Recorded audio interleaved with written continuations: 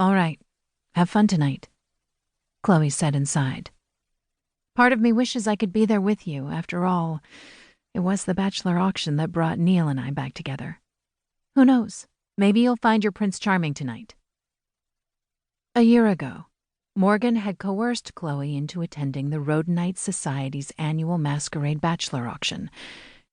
Donations from the charity event provided much-needed funds to the Blake Literary Foundation and served up 10 bachelors on silver platters. Chloe had found the man of her dreams. The chances of Morgan finding similar happiness? Pretty much non-existent. Morgan snorted. Pass. I'm only going because Mom is forcing me to attend. This is just the latest party in a whirlwind of parties. She wants to show a united front and mitigate the embarrassment of having a daughter who was dumped by her high society fiancé. And what better way to do that than force me to prey on another man? Her mother loved her, of that Morgan had no doubt. But contrary to what she believed, no number of appearances at philanthropic galas, political fundraisers, and cocktail mixers could strip away the coat of humiliation that rejection had painted on her. Instead, they only presented people with more opportunities to gawk and gossip.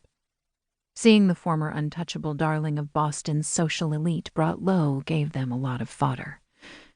The only saving grace was that each party allowed her the opportunity to schmooze and network for Phoenix House, a nonprofit organization that assisted women who were fresh out of abusive relationships or homelessness in gaining their independence and solid footing in a fast-moving world. What had started as writing a check for a charity had blossomed into volunteering, and from there into a passionate advocacy.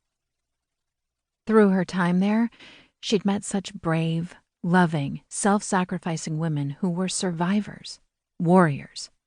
So yeah, Morgan's suffering did have one silver lining. No, make that 2.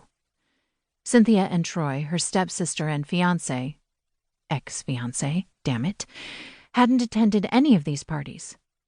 Keeping a stiff upper lip could only go so far. Morgan? Chloe murmured. Nope, she said, slicing a hand through the air, although her friend couldn't see the gesture. God, she hadn't meant to say all that about her mom, hadn't meant to reveal she gave a damn. Not going there. And I'm here and have to put on my resting bitch face, so talk to you soon. With another sigh, Chloe conceded. Call me and let me know how it went. Morgan hit the end button and tucked the phone into her postage stamp-sized sequined purse.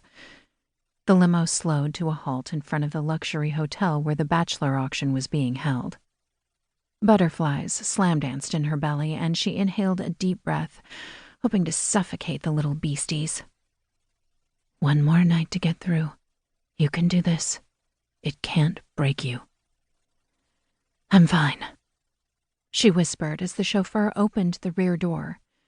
Was she practicing or trying to convince herself? She didn't know. But if she had a 5th of vodka for every time she'd repeated those 2 words, she'd be drunk off her ass and really fine. With a cool smile for the benefit of the press gathered around the hotel entrance, she accepted the chauffeur's offered hand and stepped out of the limousine. People adorned in furs, gowns, glittering jewels, and tuxedos strolled into the covered hotel entrance. Boston's financial titans, philanthropists, socialites, celebrities, and fashion icons had decked themselves out in their finest to attend one of the fall season's most popular events. In the past, she'd looked forward to the gala. Her stepfather had considered himself a humanitarian, so Morgan shelling out thousands of dollars on masked bachelors hadn't been a catalyst for one of his learn the value of a dollar lectures.